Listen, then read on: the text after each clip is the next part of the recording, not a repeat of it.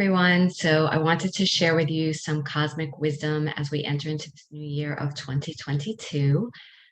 Let's begin with the fact that it is 2022. So numerologically, 2 plus 0 plus 2 plus 2 equals 6.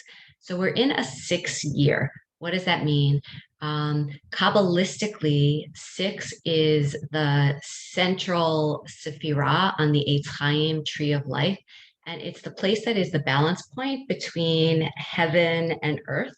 Um, it is in yoga, it's the Anahata chakra, it's the heart chakra, the heart center. In Hebrew, the sixth sphira is called Tiferet, which is balance, harmony. It's a place of integration. So, what does this six tell us is that it's really about from the place at the center of our heart is where we integrate and come into a place of deep love, deep presence, deep wisdom that holds space for both the mundane, the very earthly, real, practical, pragmatic, the physical, sensual, all that is below in the human realm of being physical beings, but also brings down this sense of a higher purpose. What is transcendent? What do we believe in? Where does our faith lie?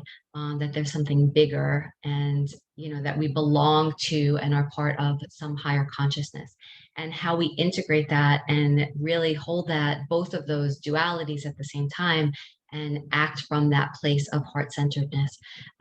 In the tarot, the six is the Lovers card, and the Lovers, by the way, is also associated with Gemini, and Gemini is about duality. It's actually the twins, the duality, self and other, the mundane and the divine, the masculine and the feminine. And how do we integrate these opposite forces within ourselves? How do we integrate fear and faith? How do we integrate what's light and positive and optimistic about us and within our own mind? And then those darker places where we get stuck and we feel heavy and there's that shadow aspect of our own psychology. So it is very much, again, about integration. This is the big theme for the year. I'll show you the Lovers card. This is from the Rider-Waite-Smith Coleman deck. And the Lovers show two people and they are beholding each other. And there's a third element in the card, which is the angel. And it's really this feeling of when I am encountering the other in relationship, that person is very much, my interaction with them is very much also an interaction with my own self as a mirror. Who am I in relationship? What is this person showing me, teaching me about what I want, what I need, who I am authentically, what I value? What am I learning about my own ability to be present and be giving and generous to another human being and not be about me, be about the other? And that when two human beings come together in any form of intimate connection, whether it be an emotional connection, a physical, sexual connection, an intellectual or spiritual connection, that there's always this third element, which is the angelic presence or the presence of God in that union. This idea that in meeting the other, we also meet God. There's the lover and the beloved, and then there's the divine that suffuses all of that. So that's in that Lovers card. I'll show you another Lovers card, which comes from the Tarot of the Holy Spectrum deck. And I really love this card because it's about meeting different aspects of ourself in the mirror of relationship, right? We meet ourselves in those spaces. And what is ourself? The self with the small s is my ego, my sense of my identity, my past that's led me to now, my goals for the future, my life, my work, my possessions, all of that smaller stuff is myself. But there's also, we're meeting the self with the capital S, which is our sense of I am part of something much bigger. I'm part of God, or whatever language you use to understand what your source is, from whence you came and from where you will return. In yogic terms, from the Upanishads, there's a teaching, Tat Tvam Asi, which means I am that. I am that infinite, eternal, what always was, what always is, what always will be. I am that. Personally, for myself this year, I've been playing with a mantra in Hebrew, which is Ani Zot, which means the same thing. I am that. And reminding myself that what I am is bigger than just this smallness of who I identify with as Robin. That who I am is part of something bigger. And that when I enter into relationships, specifically coming from a place of heart-centeredness, from a place of openness, of an ability and a desire, a real craving to connect on an intimate level with other human beings, that I meet myself and I meet God in that place, and that the other is meeting themselves and meeting God through relationship with me, and really honoring that and being mindful of that. The last thing I want to say about for now, for this January 2022 Cosmic Wisdom update, is that we began the year with two important things. First is that Jupiter is in Pisces and began the year in Pisces. That Jupiter is a co-ruler of Pisces. Jupiter is about expansion.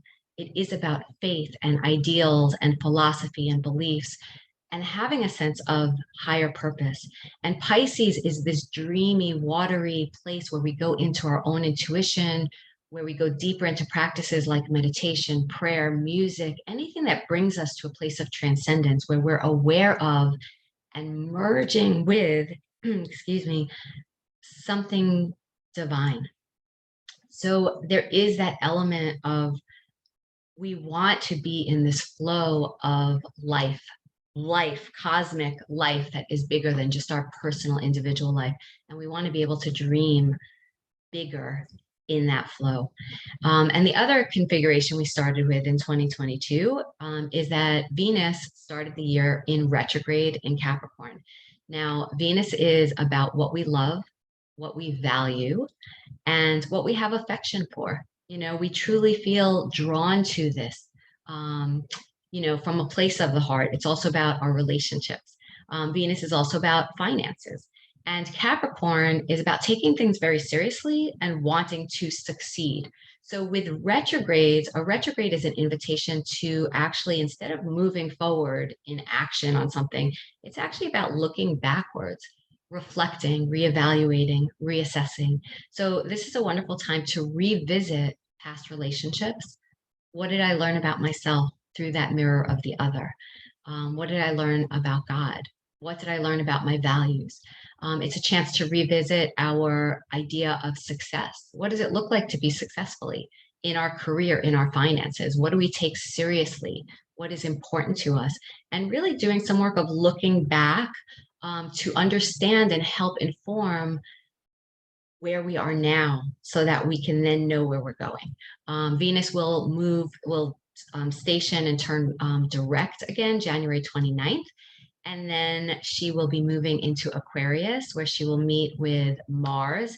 And I'll update you on that next month. But February and March, we get a Mars-Venus conjunction along with Pluto. And that'll be another whole interesting thing, which is much more about being in action around what we value, what we love, those types of romantic and intimate partnerships that we really want to take a risk on and go forward on. So I'll give you more info about that next month. I hope you enjoyed this little short snippet of Cosmic Wisdom. And for more information on upcoming workshops, or to reach out to me to schedule any kind of one-on-one work, feel free to visit my website. And also, if you'd like this and want to make sure you're receiving this on a monthly basis, this update, you can subscribe to this channel. All right. I wish you all a wonderful rest of your January, and I'll see you next month.